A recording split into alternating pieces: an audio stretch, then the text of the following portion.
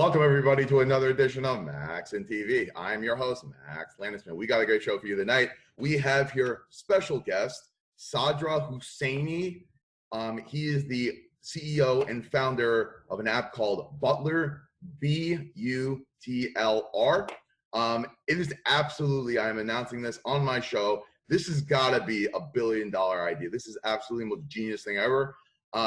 What this is everybody's obviously heard of Grubhub and Uber Eats. So what that does is literally you order on your phone and then somebody picks up their food, or you can pick up the food at the restaurant, and it typically gets delivered to the customer, obviously for some type of commission for them. However, what this does is it takes the customer out of your restaurant. This is the exact opposite. This is an app that gets people in your restaurant, what I like to call ass in the seats. You get people's asses in seats in the restaurant. Restaurant owners want people to be in the restaurant, especially now during coronavirus. He's right now in the UK, and his platform is off the charts. It's literally like skyrocketing right now. He tells me it's up 10% week over week, not month over week over week.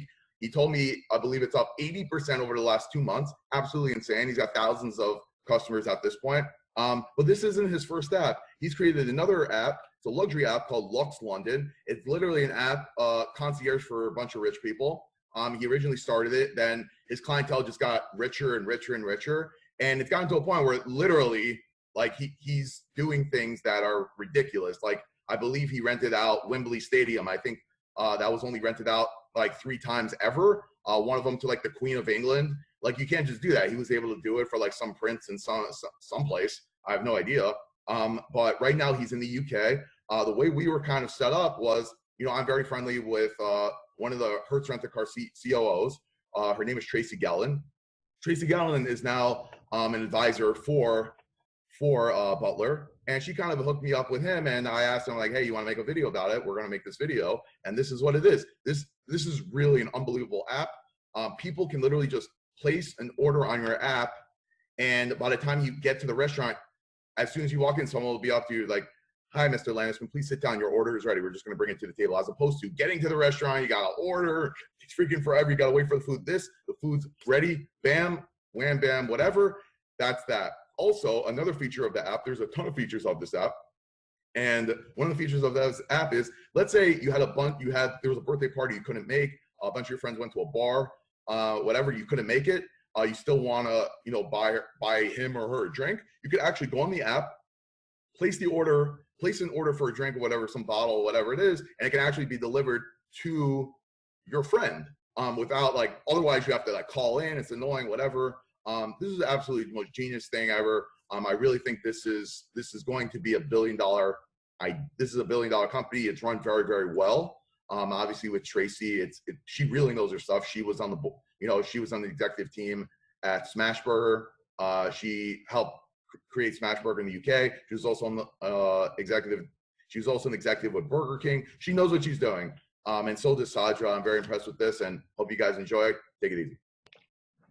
So I've got here Sadra Hosseini. He's the founder of Butler app. Sadra, thank you so much for joining the show. Thank you for your time. Thanks for inviting me on. Looking forward to it. Absolutely. With anybody with your accent, I'm more than happy to have on my show.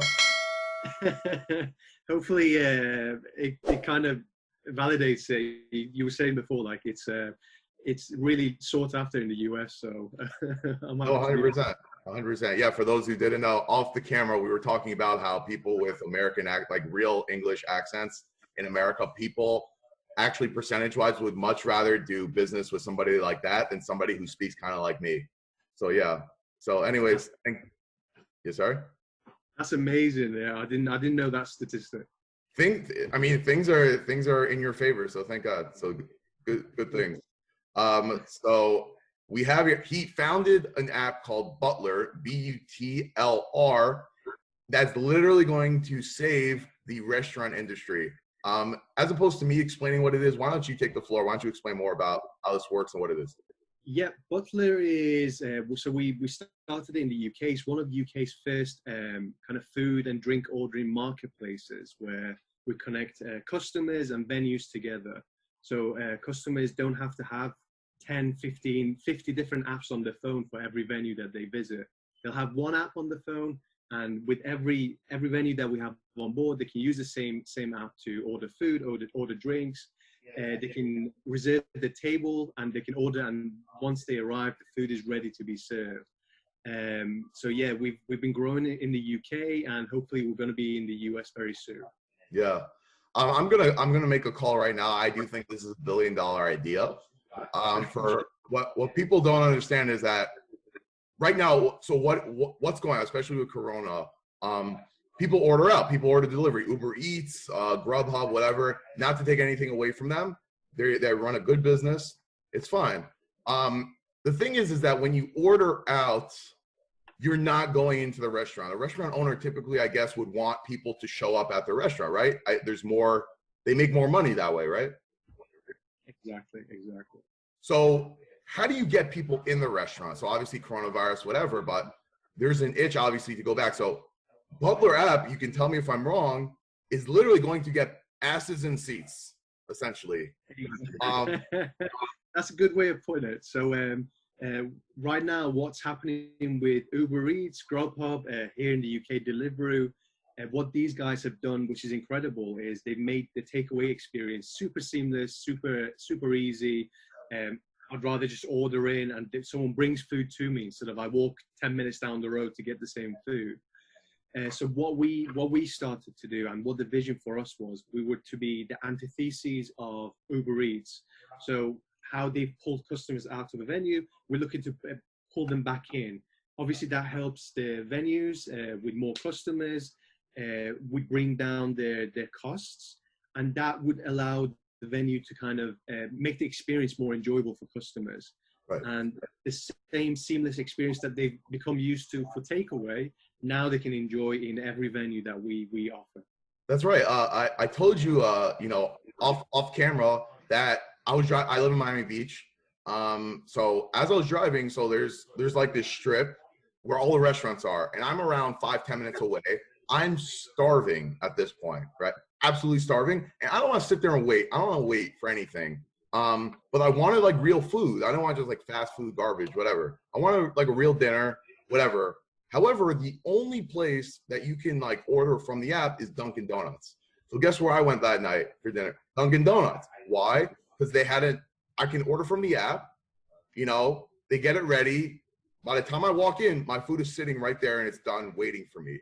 So this is exactly that. However, as opposed to me taking my paper bag of food, you sit down and like, Sadra, your meal is ready for you. Why don't you sit down and have a drink, whatever it is. And you sit down and literally your plate is brought to your table. It's like completely eliminates everything. Like the stupid wait time, the awkward, like you're just sitting there. It's unbelievable. If you can really pull this off, this would be the greatest thing in the world.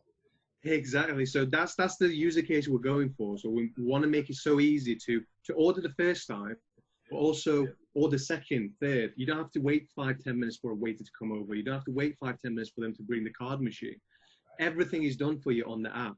You can sit there, enjoy the images, and kind of pick exactly what you want, and then it's brought for you. It's a much smoother experience, and it works not just in Dunkin' Donuts or everywhere that you want to kind of go to. Right. Yeah. Like you can go to a fancy steakhouse and this works. And this kind of works, right? That's the idea. Steakhouse, bar, pub, we got a hotel, we have theatres on board, sending orders to individual seats now in the UK. Really? Yeah, we just signed up a 1,500 person theatre. Wow. And everyone orders on the app while they're sat down, and they'll bring the food during intermission or after the show. So the user cases are kind of never ending. Right. Oh, so you're in England. You have like real theaters. I think of a theater as like a screen or whatever it is. You guys have real, but except for Broadway. I like to go to Broadway a lot, obviously before Corona. But yeah, see, you guys are way more proper than we are, for sure. So we have, especially in London, there's a lot of theaters. What do you call it there? Do you call it theaters, or is it? We call it. We call it a theater or Broadway, whatever. It's I mean, we do have theaters, but like it's prevalent in in New York more. They do have theaters elsewhere, like in Miami, they do, but it's not. It's like one. There's like one theater or whatever. But yeah, so why don't you tell me, is there like a very difficult integrate? Like it sounds very complicated and complex, but I know it's not. So why don't you tell me about like actually like from the time a restaurant signs up to actually getting this started? It sounds very technical. We've made it super simple. So a venue literally comes to us, they say, we want to go live. We have a KPI in place for ourselves, which is 72 hours. We get their information, get the menu, we upload everything. We send them a sexy little packaged hardware that they can just plug in and they're good to go. So it's a really easy setup. And we've removed all the friction for the venues. And then they'd be joining thousands of other venues on board. They'll be having access to thousands of customers in the area who they can market to and they can show discounts to, yeah. When they open the package, does it say sexy, this is your sexy package? Not yet, but that's something we can put in. I think it'd be very appreciated by a lot of the venues.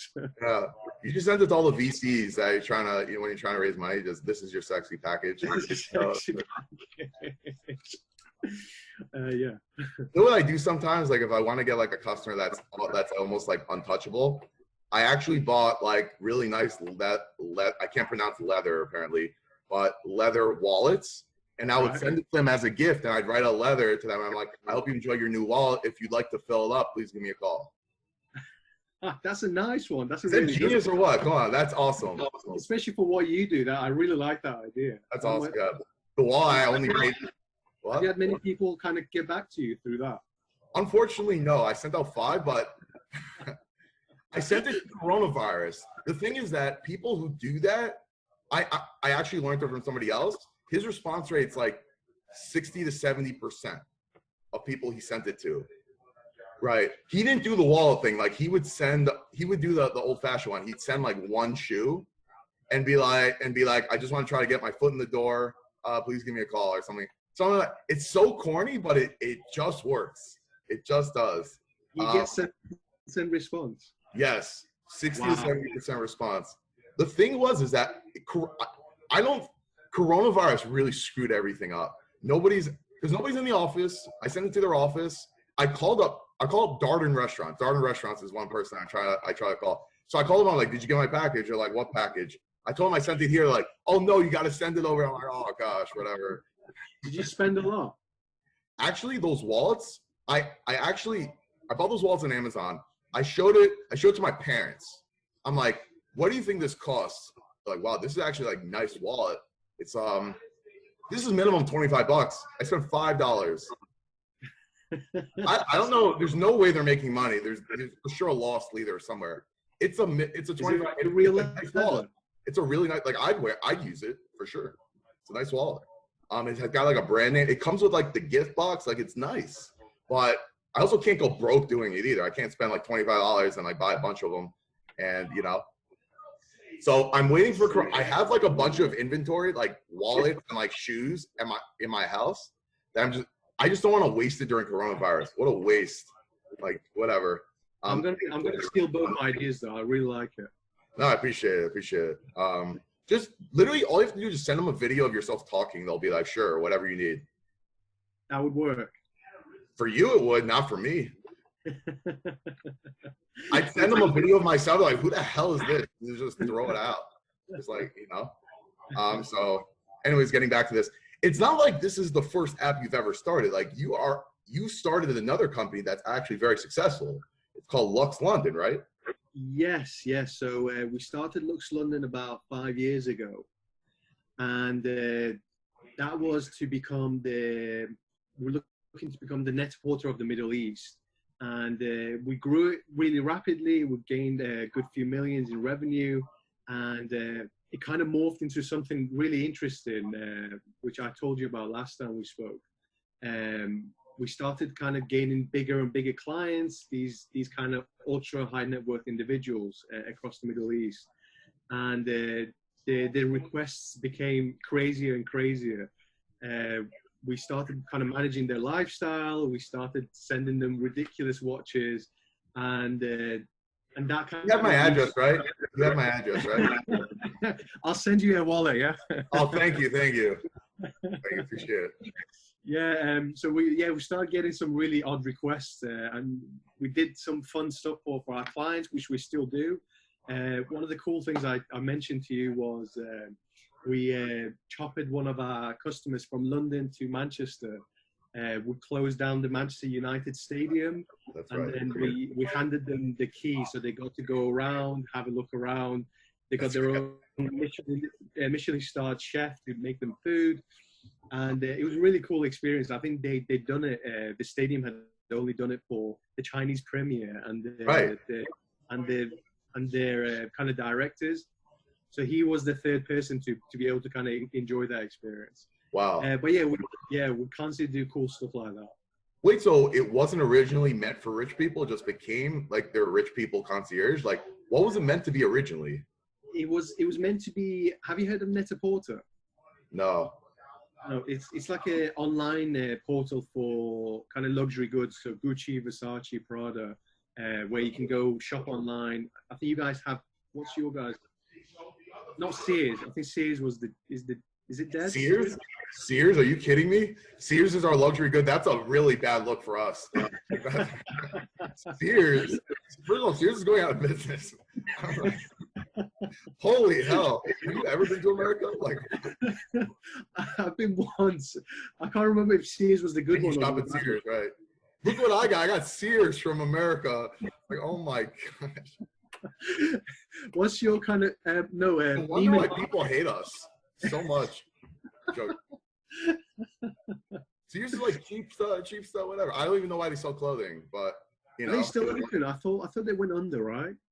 They are, and they're so big, I guess, that it takes time to like go under. They are bankrupt generally. I think they've been bankrupt multiple times.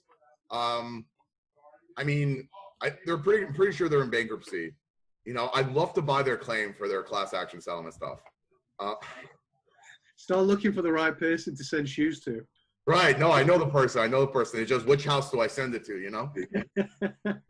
Buy some shoes from Sears and send it off to. There we go. And even the CEO of Sears is like, I don't want this crap. Sadra, it's going to be one of your problems later on. It's like, which house do I send the shoes to Sadra for, you know? So. You can send to both addresses, one shoe for each. Yeah, no, 100%. Yeah, but then you get, yeah, I hear you. Yeah, I see DINE slow death from what I've seen in the media. We've got the same here, like Debenhams. They've been bankrupt multiple times, but they keep coming back. Yeah, some idiot keeps giving them money. Yeah, slowly it's gonna be the last time soon. Yeah, I had a actual video on rent kills businesses. That if you don't pay rent, you're good. You own the building. Like, that's the #1 problem with businesses, because especially restaurants. I feel bad for them, but there's only so much your rent is always going to go up, no matter what. Always rising, whatever. There's only so much you can charge on a slice of pizza. Just bottom line. You can't charge $10 a slice of pizza unless you're in New York City, and even that's expensive. You know what I mean? Like, do you know Barney's? No, Barney's. It's a very luxury brand. I assume you know what that is. Yeah. Yep. All right, thank God. Over there. Barney's in New York City. So another thing you know about New York City. So New York City, obviously very upscale, super rich, bunch of rich people, you know, your type of people. Barney's, they were in New York City. I'm talking, they did $1 billion in revenue. $1 billion in one store. Can you imagine doing $1 billion in one store? Wow. And so they were paying $20 million a month in rent. Fine, they did $20 million a month. The landlord decided to jack up the rent to $37 million a month, figuring all their Barneys, they can't move. They're just going to pay us whatever we want. Guess what Barney's told them? Go F yourself. It's not worth us opening a business that does $1 billion in revenue to pay you rent. So I've always said the #1 thing, you run a business. I mean, I don't know about startups, that's one thing. But like, if you're like an established restaurant or a chain or whatever, I always say you got to buy the building, because once you buy the building, you have a fixed cost for the rest of your life, and that cost is going to go away. Did Barney's move? I mean, they definitely aren't in the same place. Either they just closed up or they moved somewhere else that I'm unaware of. But they just refuse to. And I agree with them. You're going to spend 25% of your revenue on rent. Get out of here. It's like insane. Do you guys have business rates in New York? Business, what do you mean? So here, if you're retail or if you have an office, you obviously pay your rent, and you also have to pay the government some amount of money. That's based on how big the location is. That kills a lot of places here. I don't know if you have the same there. I mean, it sounds like a tax. I mean, if you're paying rent, you're not paying, you know, real estate taxes unless you're only paying that if you own the building. Yeah. Here, it's if you're renting, it's something that's charged. Pay a rent tax? Are you serious? You're getting screwed on like both. What about the owner? What about the landlord? Are they paying tax? They have to pay council tax, which is separate. So we get taxed on everything here. Holy hell. Yeah, and London, UK is one of the least taxed places in Europe as well. I think our corporation tax is like 19%, whereas your guys is quite high. Oh my gosh. Well, yeah. Well, we get taxed on everything. I mean, one thing I like about it was New York, New Jersey. Like, I think it was New Jersey. I forget. They don't tax you, you know, like sales tax. You guys have sales tax or? On goods sold. Yeah. Yeah. So I think I don't remember if it's in New York, New Jersey. I think it was New Jersey. If you buy like essentials, like clothing, shoes, whatever, you don't get taxed. There's no sales tax. Wow, that's nice. So everyone goes there to buy this stuff. 100%, and then ship it back to my or whatever it is. I don't know. No, it's like amazing. Like I went to go buy some stuff. And I'm like, no, you forgot to charge me tax. I was so excited. Well, I was thinking in my head, I'm like, something's missing here. And no, they don't. There's no sales tax. I'm like, oh, thank God. I'm like, wow. Like you're not ripping me off enough on the clothes. You got to charge me sales tax as well. Like, it's amazing. It's be through the roof compared to all the other states around them. It's I'm sorry, what? I said their sales must be through the roof compared to all the other states near them. Generally, I'm sure there is, yeah, for sure. Yeah, I did know B&H Photo, they're the world's largest electronics store, like camera, like for like real equipment. Like if you're like a real photographer or like you're a real, like sports, like the big, the $250,000 cameras, they all buy them from B&H, from one place. There's this one place in New York. If you're ever in New York, I'd love to take you around there because it is an experience in and of itself. My friend works there. I'm a big fan of their place. Like if you want to buy a printer, which I did, it's not like I needed a printer. I bought it just so I can see how it works. You buy something and they're like, you would think like you would have to carry it to like the checkout. Absolutely not there. They put it on like a product elevator. It goes up on a conveyor belt on top of your head, goes to checkout. So when you go to checkout, the product is there so you don't have to carry it. That's cool. I've never seen anything like that before. Yeah, and there was no sales tax. For a long time, their whole thing was there's no sales tax. Now the whole like thing was passed that they do have sales tax now. So to get around it, B&H offered to eat that cost if you're willing to get their credit card or something like that. So like they still have like a thing. So if you're like NASA, they pay like $4 million for like a camera. You know, I was like, if you're NASA, I highly recommend getting the camera, getting the credit card. Save quite a few percentages on that. Yeah, I once worked at Bloomingdale. I know we're getting really off topic. I worked at Bloomingdale's before, and their whole thing was selling the credit card stuff. And so, like, you imagine B&H on the phone with like the CEO of NASA. You're like, okay, so the order is going to be 4,673,488.39. Would you like to sign up with our credit card? You're going to save 10% today, whatever it is. I'd definitely go for it if you're saving 10% on the first. 10%, yes, $400,000. So yeah, let's get back to the app, Butler app. So the whole way we were actually kind of paired was through Tracy Gallen. Like, how did you originally get involved? Tracy Gallen is the COO of Hertz Rent a Car. So how did that help come to be, and how did that work? So Tracy, we were looking for a really kind of switched on kind of someone who's been there before. Right, someone who knows what they're doing, right? Exactly, yeah. Who knows what the landscape is like? Because Tracy was previous to Hertz, was the CEO of Smashburger, who launched them in the UK, and she was the COO of Burger King International. Burger King, right? Yeah. So we were looking for someone who would really add value to the business as an advisor.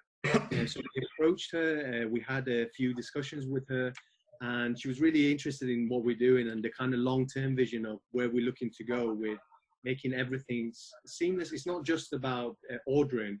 That's the start, that's the core of the platform. We're looking to automate a lot more across the venues we want to basically make everyone as efficient as McDonald's, because McDonald's, I don't know if you know, they know how. No, I know. Trust me, I know. Yeah, no. They know how thin to slice each tomato. They know how to how many burger patties are in each drawer.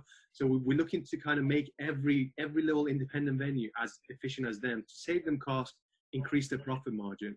And she's basically been there, done that. She knows how many steps a kind of clerk has to take from here to there, and how many steps it takes to come back, and all these kind of calculations. So we approached Tracy, and she was really excited about the idea. So she came on board, and obviously she introduced me to yourself. Said it'd be good for us to get to know each other. 100%. I actually, yeah, I know she works for Hertz, but you're right. No, she knows the restaurant space better than anybody. Smashburger and Burger King. Never heard of them. They have, like, did they pass two restaurants by this time? You know, No, yeah. They're obviously huge in the US, but they're massive in the UK as well. Yeah. Yeah. Second to obviously the big boys, McDonald's. It's so funny you call them McDonald's. I'm sorry, I have to make fun of you about that. What do you call them? McDonald's? Oh dear. There's McDonald's over here. There we go. You know what? I'm so glad to hear I own McDonald's stock. So that I'm so glad to hear you say that. It just music to my ears. Of course I do. Yeah, sure. I'm no dummy. I know how they operate. When did you buy? They were up like 186. Now they're at like 220. I figured I'm like 186 per share, which is fairly recently. And because they're like, oh, coronavirus, whatever. I'm like, this is freaking McDonald's. They're not going anywhere. Like McDonald's, like they only rose revenue like 22%. To them, that's like an awful quarter. You know, so I'm like, I'm going to buy them. I'm like, this is a $200 stock today. I'm going to pay 186, 212. It's only going up, pays a dividend. I'm like, you got to be an idiot not to buy this. In the UK, the population is 80 million. And every year, 60 million people visit McDonald's at least once a year. That statistic is just insane. Right. I mean, you're going to get like, you know, I'm Jewish, so I technically can't eat it. I've never had McDonald's before in my life. So you're going to get like, yeah, but there's only like 4 Jews left in this earth. So you're not really going to be a part of that statistic. But like, as a Jewish person, we have to invest in it at least. So, you know, we have to benefit from it somehow. If you can't eat it, you might as well invest in it. Might as well invest in it, make money off other people, whatever it is. That's the idea. That's a good kind of thinking. That's really interesting. I didn't know that about the Butler app, about, you know, like the super backend where you're literally, that's like a very big challenge. Like it might be easier to go to like tell me about with a chain restaurant, because everything has got to be systematic, everything. How would you do that with like the smaller restaurants, like the people who own 1 or 2 restaurants or the mom and pop places? Yeah, so what we're looking to implement in kind of future versions of the app in the next year and a half or so is 2 systems. The first system is a supply system. So because we know what the consumers are consuming at the front end, we know we got all the venues in a certain location. We know when stock levels are going to drop in those venues. And for example, ketchup is about to run out in 5 different locations in a certain area. We can automatically say these venues need ketchup. We send it to the supply. Because it's a bulk order, we reduce the cost for them, and then that cost saving goes back to the venues. Wow. So yeah, that's one of the systems we're looking to implement. I'm getting chills just by listening to that. That's insane. That's insane. That's fantastic. You guys are Shopify for food.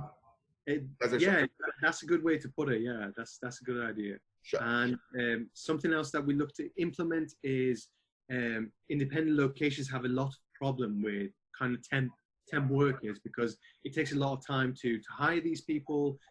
A lot of the times they don't turn up, or sometimes they turn up and they just walk out. We've had a lot of that kind of feedback from the venues. What we look to do is because we know we're going to implement AI, so we know what events are nearby, what the weather's like, and we can kind of know if there's going to be a spike in the next half an hour in a certain location. Wow. We tell the venue, you need 2 extra servers on your side. So we can ping up to people who are already on the platform, so gig workers, and they can just jump in to help serve the food, because there's no need for waiters anymore, because all the food ordering, taking payment, everything's done on the app. They just need to take food from point A to point B. And that's where the gig economy kind of comes into that. That's insane. That's incredible. So like, for example, there's a Wembley. Is that what we call it? A Wembley or whatever it is? Wembley, yes. Wembley. So there's it's outside, right? Outside. Yeah. Okay, so let's say there's like what, 20,000 people there, and there's a restaurant nearby, and it starts to rain, and the matches get canceled. Guess what they're gonna do? I'm hungry. I want to go over. So your app is gonna know, because it rained and Wembley was canceled for that day, this small restaurant is going to see an influx of 14,000 people looking for the same thing. So is your app going to tell them you need to hire 20,000 workers, or like they understand like there's a certain amount of like square footage in a restaurant? No, we'll know there's certain capacity. So it will tell the customer, whoever orders first, obviously they'll be priority. But it will also tell the customer there's now a half an hour, 45 minutes waiting time. So the customer will, because they have the app across loads of locations in the area, they can look, okay, that one's full, this one's full, oh, this one's free in 15 minutes. So let's book an order there. So they've got all this information in one location. This is unbelievable. I'm saying this is the greatest idea I've ever seen. Thank you. Where were you when I was driving in Miami? I was looking for food besides for Dunkin' Donuts. Don't worry, very, very soon we'll be there. Don't worry. Okay, got you. So you are obviously in the UK and you're exploding right now. Why don't you tell me more about that and just operating like it's insane? Yeah, so obviously before COVID kicked off, we were growing slowly because it was a new proposition to the locations that we're working with. But since COVID hit, we became a necessity to the locations, because venues want to keep their staff and their customers safe. They don't want to use cash. They don't want to use card. They don't want to use menus. And obviously our solution, it's just perfect. It fits right in. And we'll keep, because we have a special tech that we've created ourselves, we can keep our costs very low, very marginal for the venues. So it's basically replacing the card payment machine, but they have this whole platform around it. So since COVID, we've kind of exploded, because all the venues here in the UK have to do table service. They can use the app to serve their customers, and we've been growing 10% week on week for the past 2 months. Wow! Since launch, yeah. So you're up 60%, something like that? No, 80% in 2 months. So yeah. Yes, it's growing insanely, and we're hiring quickly. So obviously, like, coronavirus has exploded your business like crazy. How are you like physically like keeping up with the demands? Yeah, so we launched last year, and pre-COVID, it was a kind of more organic growth. We were slowly growing the business. It was a new product that there was not much need for it just yet.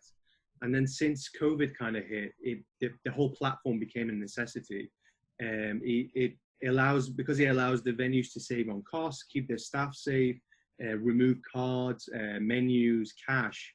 It became, the demand literally blew up for us, because the government was also recommending that venues launch with an app on the 4th of July. That's when everything launched in the UK. Yeah, it's the market literally flipped for us, and we were constantly getting inbounds. All the venues saying, can we use you? How long does it take? And because we have something that's really special in the market, it's quick to go. It's really cheap. There's no kind of contracts. There's no monthly cost or any of that. So it literally went like this for us. And we've been working 12-hour days, 7 days a week, to kind of just keep up with the demand. We've added thousands of customers on the platform in the last 2 months. And yeah, we're just gonna keep growing. We raising funds to kind of really capture the UK market before we move to the US as well. Right. So if you're rich and you're listening to this, I would highly suggest invest in this company. I feel like I feel like I'm talking to Grubhub when they had like 5,000 subscribers or something like that. Like that's how I feel like I'm talking to. How old is Grubhub? Do you know? I don't know. Like these companies, they're not that old. I don't think they were that old. I don't know. They're like I think one of these companies, they had a great idea, and then they were, I guess, like the same as you, and then they just went to Silicon Valley and they're like, we have this idea, we're looking for $1 million, and they're like, we'll give you $4 billion, just do whatever you want. Making money is optional, whatever. We don't really care. No, so you guys operate like all these companies, they take a big chunk of revenue because they take a big percentage. You guys, it's almost free in a sense. What do you guys charge? So in the UK, Deliveroo or Uber Eats, they charge between 30 and 35% for deliveries. And then if it's like a pickup, it's 15%, which to us is just insane. That's really high. A venue has profit margins of 5 to 10%. So if it's going to be a pickup, they'll already eaten into that kind of profit margin. Because we have some special tech on our side, we're able to offer this as cheap as possible to the venues, and we only charge 2%. And that includes the transaction fees as well for the venues. Right, how does that work? Because transaction fees could be 2% in and of itself, no? Exactly. So we get some really nice deals with Visa and MasterCard. We got some real special tech on the back end as well to make sure that we keep it as low as possible for our end.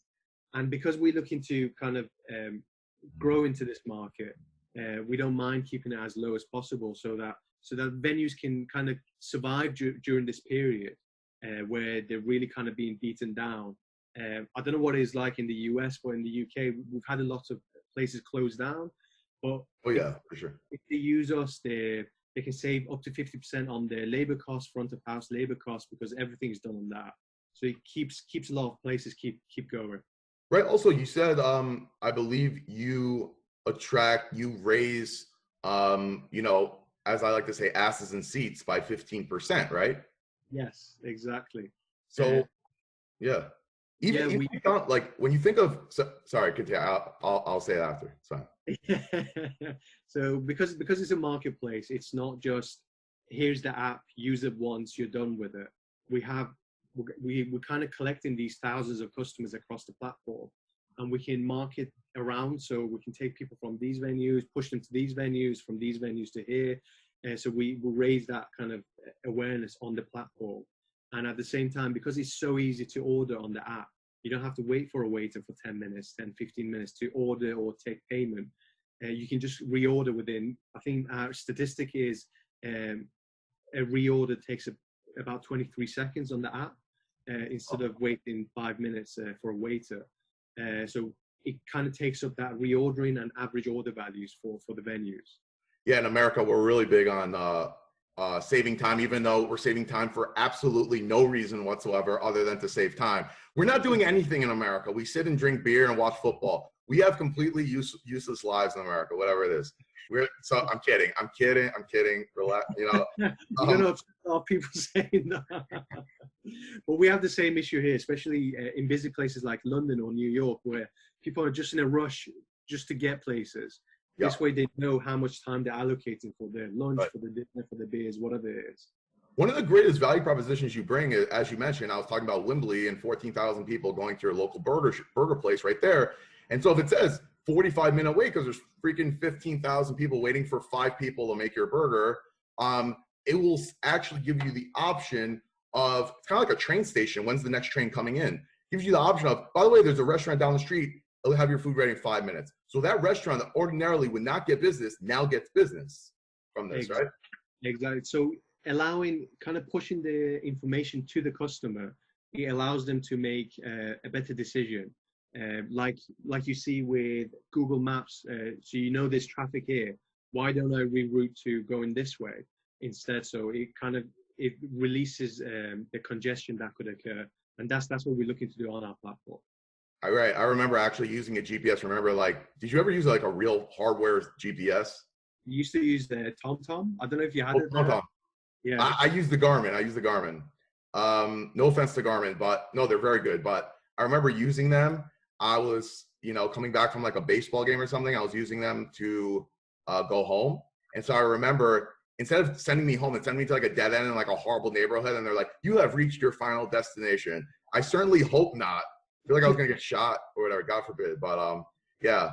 We've got places with the signs saying "Do not follow your sat nav" because some people end up in like rivers and stuff. Oh yeah, like Michael Scott from The Office. Yeah, yeah, it's from the Office. So can you like how did you work around Visa MasterCard? That's like the biggest deal ever. Because like listen, I'm working on a class action settlement that the whole thing is about their processing fees and how they're essentially whatever. Even if you were to get it for free, you're charging 2%. Like that's what you're making. Like, so from an investor perspective, like how is this viable in terms of making money or whatever? So yeah, because we got so much volume going through the platform, they're happy to kind of provide us at a cheaper discount compared to if you, for example, go talk to a lot of our kind of competitors use Stripe. Stripe, sure. Stripe charges 1.4% plus 20p per transaction. So most of the competition is using that. They just can't compete with us because of the deal that we have. So we created this kind of inflow outflow with systems that we built to keep the cost low. And because of the volume that we're doing, we can get those discounts, and we can obviously, because it's a single platform, we can offer that discount to the venues that we have on board or we're bringing on board. So how were you able to? You just contacted Visa MasterCard? Like how did that work? Yeah, so took months of kind of banging our heads against the wall, but we. You should have sent them a wallet. Yeah.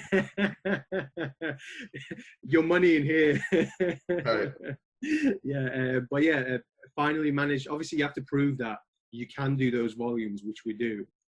So sending them that information, it allowed us to secure much better deals. Right. Did any of it have to do with like, yes, you're doing this now, but this is what you can expect to do a year from now? Like, did they look at that as well? Like, they have to understand this is a startup. Like, this is like a company that could be doing 100,000 customers in a year. You know, who knows? Exactly. So we actually had because there's a few payment processes in the UK as well. We actually had a lot of kind of infighting trying to grab our business because there we go. It was going so quickly. Right. So there was kind of competition saying, no, come with us, and you come with us. And we kind of managed to get the best possible deal out of that competition. Jesus. There must be a Jew somewhere in your family. There might I could say that though. I could say that though. What? I didn't look back in my ancestry, see if there is. Yeah. Wow, that's funny. So so fine. Let's cover. So you mentioned obviously it costs you 2%. You know, you charge 2%, which is basically free. And again, like that money isn't even coming out of their own pocket; it's coming out of the customer's pocket. Can you imagine what they charge for like just pay for marketing? Like it's just stupid. Like might as well just do this, and it saves them money in and of itself. But besides for the 2% fee, you're also going to do you know, sell advertising and things like that, like to get on the top of the list, right? Yeah. So locations venues spend about 10% of whatever they make on marketing. And this is spent on Facebook ads, Google ads, and it's a lot of it is wasted because it's not going to the right person. But because we're a marketplace and we have data on, we know what Max likes, we know where Max lives. Bagels and cream cheese. Usually go, yeah, bagels, whatever you like. We know kind of where you like to get your bagel. If another venue has bagels to sell and they have a discount, they obviously want your business. So they'll go on the platform. This is something we're adding very soon. They'll go on the platform, they'll put in, I've got a bagel to sell, and we'll say, okay, within your area, we have 10,000 customers you can advertise to. Wow. So they will send this to a very super targeted sector of the market. And it would mean the ad spend will either drop or they can keep the spend as high as it was. But it's obviously a lot more directed to the right person. It's very, very precise. Yeah. Wow, it's really incredible. Like I really do get goosebumps just talking about this. This is the most insane idea I've ever seen in a very long time. This is absolutely brilliant. What? You're very kind. That's what we like to think. Yeah. Yeah. No. Absolutely. And one thing we didn't touch base upon was that you're backed by like the government of Europe or England. Like what is that? I'm American. I don't know if England's I'm an idiot. Whatever, I'm just joking. Yeah. So the UK government has been, because of COVID, they've been looking for companies who can help the hospitality industry, and we were one of the lucky few who got chosen to kind of be funded to grow fast, to kind of do the R&D stuff that we're doing right now, to obviously get out there and help these venues that are struggling right now. So we got funded a couple of months ago, which gave us a nice boost, and it's a nice little stamp on us, because none of our competitors have that on their CV, and what we have is actually really special compared to kind of what you see out in the market. Yeah. Wow. Was it only for like startups, or like was Grubhub and like Uber Eats like on that list too, and they couldn't get it or whatever? No, it was for startups. I don't know if you applied. Yeah. It'd be interesting to find out. Uber Eats, we'd love to have your $1 million infusion into our business. It gets completely sucked up in like 10 seconds. Exactly. Wow. So can I ask how much they gave you, or that's private? I don't think we can share that. All right, fine. Yeah, I would otherwise be whacked probably. It's a good few tens of thousands. Okay, good. Yeah. And so they don't get like a percentage of the business or anything like that, right? They just give it to you. It's just a grant. It was a grant. Yeah, exactly. That's awesome. So I do know you have to go. So that's before we end up, anything you'd like to just end off with or share with anybody? Really appreciate your time. Obviously, I wanted to do this because we'd be interested to grow in the US market, and I know this goes out to mainly US people. So hopefully we'll be out in there soon. You can use the app across New York, across Silicon Valley would be kind of our go-to as well. Yeah, and try and kind of take the US market by storm. Yeah, I think this is only a matter of time. I think within a year for sure, you'd be all over this place. I feel like you get in like in 2 places, the thing is going to take off like a rocket. And this is going to be great to see. So again, if you're rich, please contact either me or contact Sadra and invest in this company. Is the greatest thing ever. Before it's too late. They always say before it's too late.